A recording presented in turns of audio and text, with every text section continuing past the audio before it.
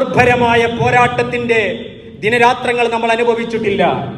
ആയിരക്കണക്കിന് മനുഷ്യമക്കൾ രക്തസാക്ഷികളായത്, ചോരപ്പുഴകൾ ഒഴുകിയത് നമ്മൾ കണ്ടിട്ടില്ല. നിരവധി മനുഷ്യർ അവരുടെ ജീവിതങ്ങൾ ജയിലുകളിൽ ഹോമിക്കപ്പെട്ടത് നമ്മൾ കണ്ടിട്ടില്ല.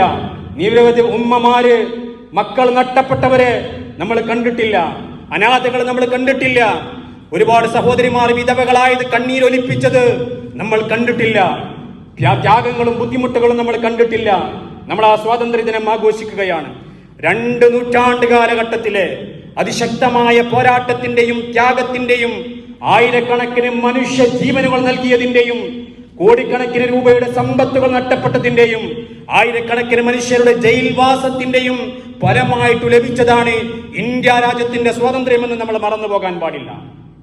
അവർ പ്രതീക്ഷയോടുകൂടി കാത്തിരിക്കുകയായിരുന്നു.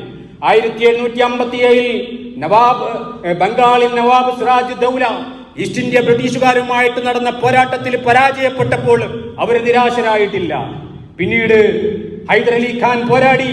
ടിപ്പു സുൽത്താൻ 1799 രക്തസാക്ഷിയായപ്പോഴും അവർ നിരാശപ്പെട്ടില്ല. സയ്യിദ് അഹമ്മദ് ഷഹീദിന്റെ നേതൃത്വത്തിൽ നോർത്ത് ഇന്ത്യയിൽ നടന്ന പോരാട്ടങ്ങൾക്ക് അവസാനം ഭൗതികമായ അർത്ഥത്തിൽ പരാജയം സംഭവിച്ചപ്പോഴും അവർ നിരാശരായിട്ടില്ല. 1857 ബഹദൂർ ഷാ സഫറിന്റെ നേതൃത്വത്തിൽ നടന്ന 1ാം സ്വാതന്ത്ര്യ സമരം എന്ന് പറയുന്ന ആ വിപ്ലവം അവസാനം പരാജയപ്പെട്ടപ്പോഴും ആയിരക്കണക്കിന് മനുഷ്യരും 5000-ഓളം ഉലമാക്കളും രക്തസാക്ഷികളായപ്പോഴും ബ്രിട്ടീഷുകാർ കൂടുതൽ ശക്തി പ്രാപിച്ചപ്പോഴും അവർ നിരാശരായിട്ടില്ല. സയ്യിദ് അഹമ്മദ് ഷഹീദിന്റെയും ഷാ അബ്ദുൽ അസീസ് ദഹ്ലവിയുടെയും പോരാട്ടങ്ങൾ ഭൗതികമായ അർത്ഥത്തിൽ പരാജയപ്പെട്ടപ്പോഴും അവർ നിരാശരായിട്ടില്ല. ഗാന്ധിജിയും മൗലാന മുഹമ്മദ് അലിയും അടക്കം ജയിലറകളുടെ സിമന്റ് തറകളിൽ കടക്കാൻ വിധിക്കപ്പെട്ടപ്പോഴും അവരൊരിക്കലും രക്തസാക്ഷികളായിട്ടില്ല. ജാലിയാൻ വാലാബാഗ് കൂട്ടക്കൊല നടന്നപ്പോഴും അവർ ഒരിക്കലും നിരാശരായിട്ടില്ല.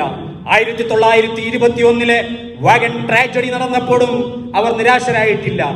ആത്മവിശ്വാസം അവരുടെ ത്യാഗത്തിൽ നിന്ന്, അവരുടെ രക്തകണങ്ങളിൽ നിന്ന്, അവരുടെ വിയർപ്പ് തുള്ളികളിൽ നിന്ന്, അവരുടെ സമര പോരാട്ടങ്ങളിൽ നിന്ന്, അവരുടെ ജയിൽവാസങ്ങളിൽ നിന്ന് കൂടുതൽ ഊർജം ആർജിച്ചെടുത്തുകൊണ്ട് വിപ്ലവാത്മകമായി അവർ ആത്മവിശ്വാസത്തോടെ ശുഭപ്രതീക്ഷയോടുകൂടി മുന്നേറിയപ്പോൾ 1947 ഓഗസ്റ്റ് 15-ാം തീയതി ഈ രാജ്യത്ത് നിന്ന് ബ്രിട്ടീഷുകാർ കെട്ടുകെട്ടാൻ നിർബന്ധിതരായി.